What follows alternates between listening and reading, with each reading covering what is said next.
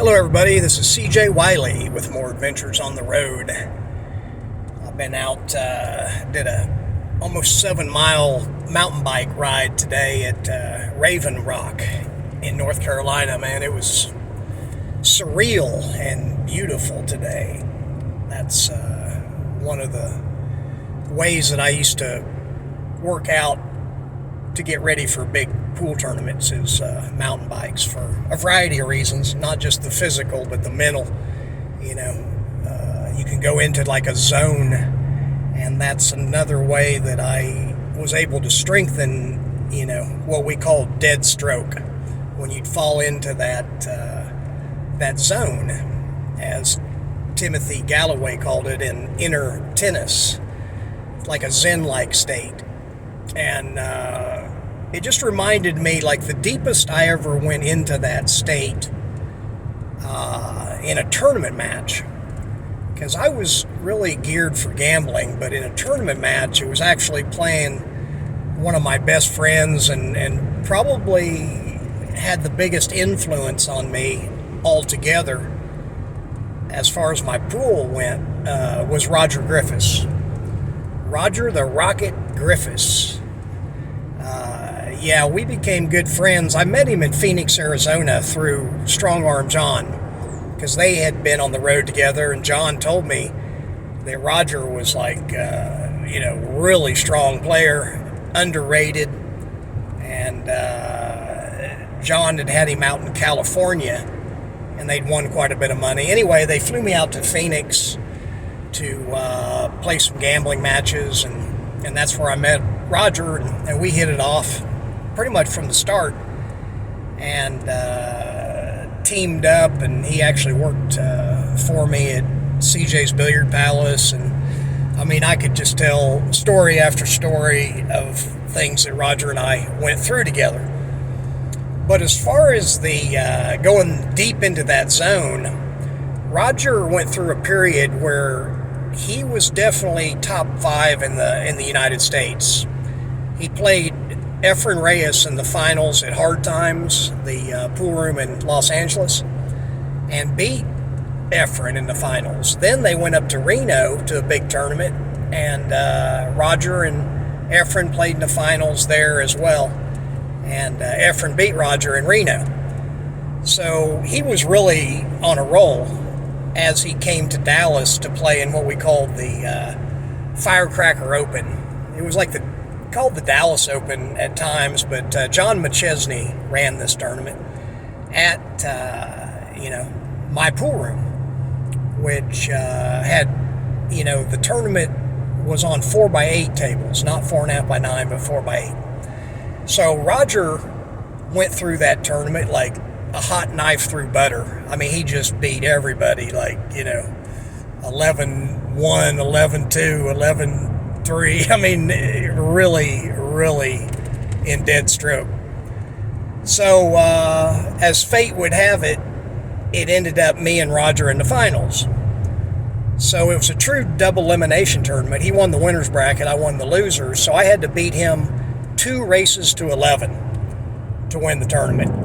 And I knew that was virtually impossible the way he was playing, and I was playing great, but he was just on such a roll. So anyway, the match started out pretty much like I thought it would. He just played flawless pool, and he got me down 9-4. And that's when it happened. I basically gave up. And again, I didn't give up like throwing in the towel, and quitting. There's a difference between giving up and quitting. When I give it up, I let it go. And I let it go up, and hopefully it comes down in a purified form. So I gave up when it was 9-4.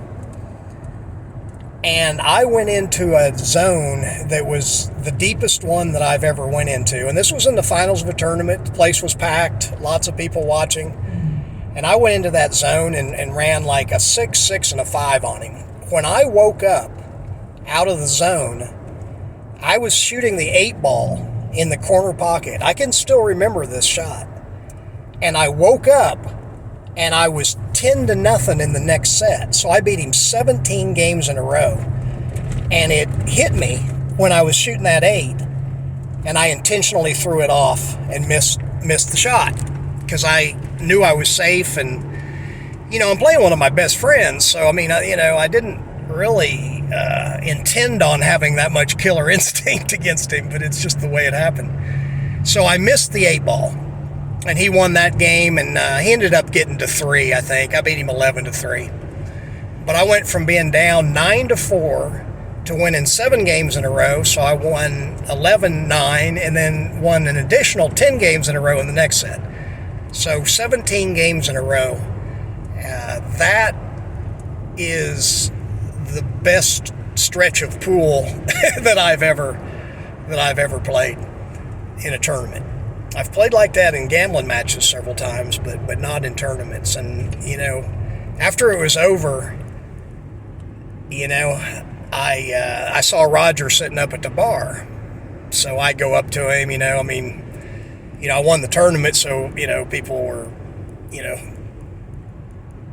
talking to me, and, I had to do that. But I couldn't help but think about Roger, and I felt kind of bad, because, I didn't want to do it to him. And that's kind of, when I went up to him, I'm like, Roger, man, sorry it had to work out like that. And he looked at me and was in like a daze. And he was, anyway, all he could say was, why me? CJ, why'd you have to do it to me? Look at all these people in here. Why couldn't you have done it to somebody else? I was like, Roger, man, it just happened. We're in the finals, and, you know how I am. Sometimes things click. He goes, yeah, but why did you have to do it to me? He was like delirious. And I really didn't find it funny. It was touching because he was serious.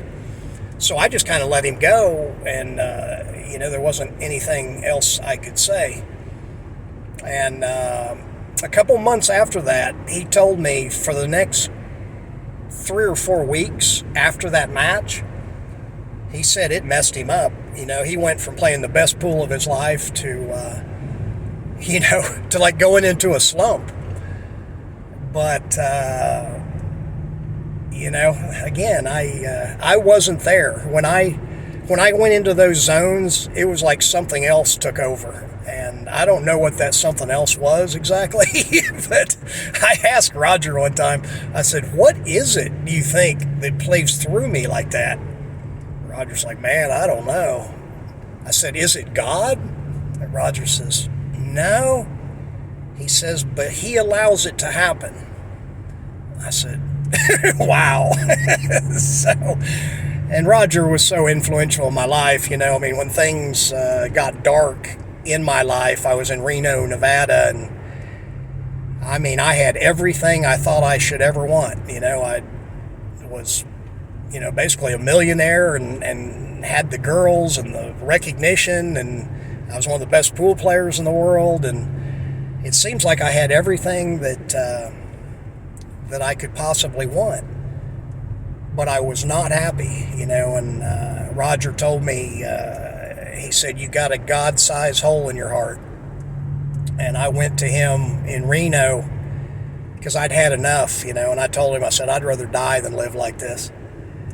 And he told me what to do, and was really a great friend through thick and thin. And what he told me to do didn't work immediately as far as just everything getting like hunky-dory, but it got me on a path that I really appreciate, and it brought a lot of great things into my life. So I'll always remember Roger Griffis. It's too bad he had to leave us so soon. I remember finding out that he had passed. I was in Hawaii, and I went out in Honolulu. My best friend at the time has a hotel in Hawaii, and I was staying there. And when I found out Roger had passed, I went out and just walked around Honolulu for over 8 hours. Just wandered around and thought about the different things that we'd done together. And, you know, he's just, friends like that are special. And I really appreciated the time we spent together. And if you guys knew Roger, you'll know what I mean. He just, he could light up a room, you know. He was a really good-natured guy, really, you know, touched a lot of people, I believe. Anyway, if you want to know more about my techniques, fundamentals, and systems I use to reach those high levels of pool, join me at masteringpocketbilliards.com. Please like, share, and subscribe to my YouTube channel if you get a chance, and you'll get notifications when I do videos. I'm getting ready to do some pretty cool stuff. So till next time, remember, the game is